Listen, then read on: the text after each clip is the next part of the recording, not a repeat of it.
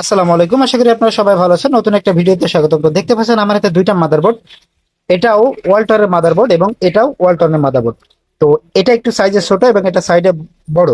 তো এখন এটাও 32 ইঞ্চি টিভিতে ব্যবহার করা যাবে, এটাও 32 ইঞ্চি টিভিতে ব্যবহার করা যাবে, কিন্তু একটা পার্থক্য আছে। সেটা আছে আপনারা যখন একটা মাদারবোর্ড চেঞ্জ করবেন, ওই চেঞ্জ করার সময় আপনি একটু খেয়াল করবেন যে আপনার মাদারবোর্ডের ইনভার্টার সাইডের ভোল্টেজটা কত। আমি যদি আপনাদেরকে একটু দেখাই, এই যে এটা হচ্ছে ইনভার্টার সাইট, অর্থাৎ ব্যাকলাইটের যে কেবল থাকে সেটা কিন্তু এখান থেকে ইন হয়। তো এটা দেখুন, এটা কিন্তু 139 মাইক্রোফ্যারাড 160 ভোল্ট। আর এটা যদি ইনভার্টার সাইটটা আমি আপনাদেরকে দেখাই, এটা হচ্ছে ইনভার্টার সাইট, এই যে এখানে।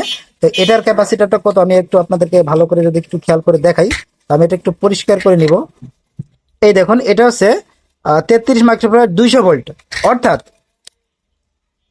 এই মাদারবোর্ডের জায়গায় যদি আপনি এই মাদারবোর্ডটা লাগান তাহলে কিন্তু আপনার ব্যাকলাইটটা কেটে যাবে।